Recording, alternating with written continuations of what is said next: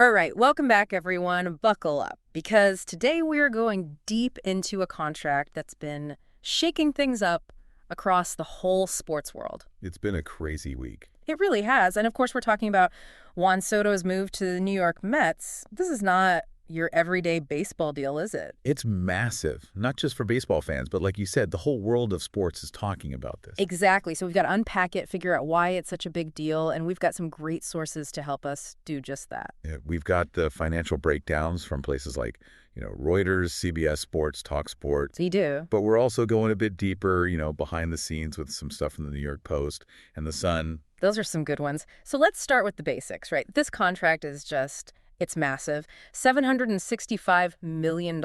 It is. Over 15 years. It's mind-boggling. Even bigger than guys like Lionel Messi. Oh, yeah. No question.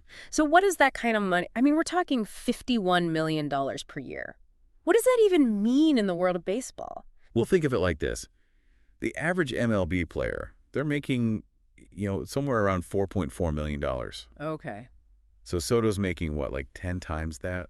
More? Yeah, that's crazy. Even compared to, the highest paid guys in baseball history, this is a huge jump. It really shows how much the Mets want him. And they weren't the only ones. No, not at all. I mean, the Yankees were right there with them, something like $760 million. Yeah, over 16 years, I think. But, having multiple teams offering that much... Oh, for sure. It gives Soto a ton of power when he's negotiating. Yeah, that's right. This wasn't just the Mets throwing their money around. No, they had to really work for him. And part of that was agreeing to, well, let's just say some pretty interesting terms. Like what? Tell me more. Okay, so one of the things that really stands out, this opt-out clause, after 2029. So basically, after 7 years, Soto can decide, hey, I want to be a free agent again. So he could work away? He could. And, maybe try to get an even better deal. That's pretty smart. He's not really locked in for all 15 years then, is he? Nope. Gives him a lot of flexibility down the line. Now, the Mets can try to counter if he opts out. Right. Potentially, raising his salary. They could get him up to $55 million a year for those remaining years. And get this. Okay. That would bump the total value of the contract up to $805 million. Wow, that's hard to even imagine. But there's another thing, right? I think it's called a no-trade clause. Right, a full no-trade clause. Yeah. Big deal. Explain that to me. I'm not really a baseball expert. What does that even mean? Basically, it means the Mets can't trade Soto to another team without his permission. Oh, interesting. So he really has control over where he plays. He does, yeah. Yeah. And to have that kind of control in such a long contract, that's not typical. Shows how much they wanted him, for sure. It does. So we've talked a lot about the money, right? But there's other stuff, too. With perks, right? Oh, yeah, the perks. The New York Post had all the details on that. Yeah. A luxury suite at every home game, plus 4 more, really good seats for his family. Living the dream. And, this is part of a trend we're seeing, I think, across all professional sports. Teams are realizing it's not just about the paycheck anymore. It's the whole experience. It is, yeah. Making things good for the players' families, understanding that, their life isn't just baseball. Yeah, totally. It's like a whole package deal now. And don't forget about the security detail. Oh, yeah. That's not just for show, especially in a city like New York. You're right. That's a real consideration. It really highlights just how how much pressure there is on a guy like Soto. But all this, the money, the perks, it's got to have some impact on the Mets themselves, right? Absolutely. What does a contract like this mean for the team? I mean, it's a big statement from the owner, Steve Cohen. He's basically saying, we're going all in. We want to win championships. No doubt about it. But then there's the question of, could spending this much on one player, could it backfire? How so? Well, could it prevent them from, building a really strong team overall? Do they have enough money left for other good players? Right. They need a whole team, not just one star. Exactly. So it'll be interesting to see how they manage their payroll, make smart decisions about who else they bring in. I think so. And, we can't ignore the whole New York thing. The Mets, they've always been kind of in the shadow of the Yankees, haven't they? Oh, yeah. Living in the shadow. So could this be their chance to finally step out of that shadow and become, the top team in New York? It could be. Getting a player like Soto definitely raises their profile, shows they're serious about winning. It does. It's a big gamble, though. It is, yeah. Only time will tell if it pays off. But we've been talking about the Mets side of this. Right. But there's another side to consider. There is. Juan Soto, what did he have to say about all this? Exactly. Because to really understand this deal... Oh, for sure.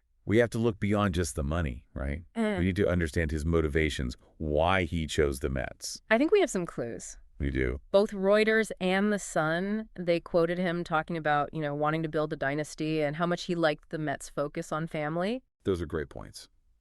What do you think those statements tell us about why he made this choice? Well, it sounds like for him, it's not just about, the biggest paycheck. Yeah. He was looking for a team with the right culture, a place where he feels supported, where his family is happy, and a team that wants to win just as much as he does. So it sounds like this deal is about way more than just the money. It is, yeah. It's about ambition, legacy, and finding the right team, the right fit. It really is. But we've got to ask, how does this deal impact the future of baseball itself? Could this change how players negotiate contracts going forward? That's a great question. And you know what? That's exactly what we're going to explore in the next part of our deep dive. You can't miss it. Stay with us. Think about what we were talking about before the break. This whole idea that the contract is about more than just the money. Yeah. Makes you wonder, are we going to see a big shift now? Will more players, especially the big stars, start focusing on things like lifestyle? Like Soto did. You mean like all those perks, the family suites, the security, all that? Exactly. I mean, Soto really showed that players, especially at the top of their game, they have a lot of power to shape their careers. No doubt about it. But the Mets, they're taking a big gamble here, too. Oh, absolutely. It's a massive investment in one player. But if he helps them win, if they win a World Series, maybe even a couple. Oh, that would be huge. It would make it all worth it. Not just the championships, but everything that comes with it. The merchandise, ticket sales, the whole thing. Yeah, the Mets are thinking long-term here. They are. Trying to build a brand, get those fans excited, create a dynasty. And I think it shows that, the business side of sports. It's huge. It's really tied to the personal lives of these athletes now. More than ever. Yeah, it's not just about how they play on the field. It's about their whole life, Their families, what they do off the field. Their brands, their influencers. It's a whole different world. It is. And teams, they're realizing that if they want the best players, they have to take care of all of that. Make it a good place for them to be. Right. But let's think about this from the fan's perspective. What does all this mean for the average person who's, not following every little detail of these negotiations? Yeah, good point.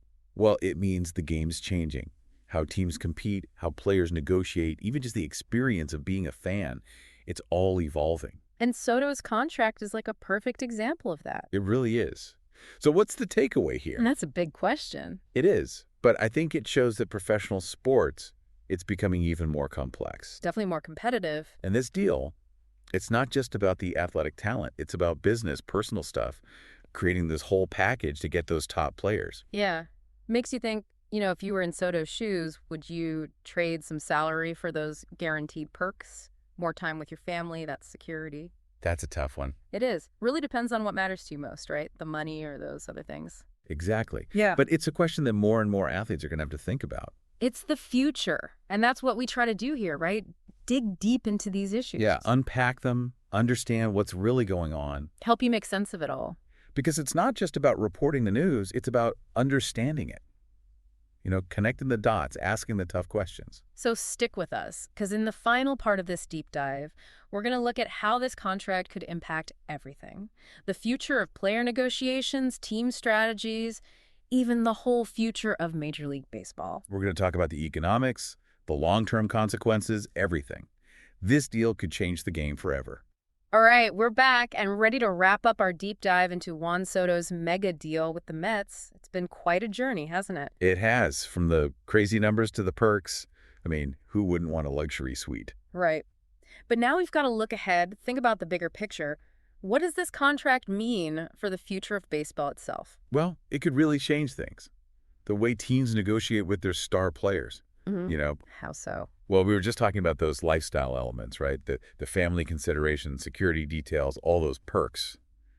Teams might start focusing more on those things, not just the money. So it's almost like instead of competing with each other on salary, they'll be competing on who can offer the best lifestyle package. Exactly. Like an arms race, but with luxury suites instead of weapons. I love that analogy.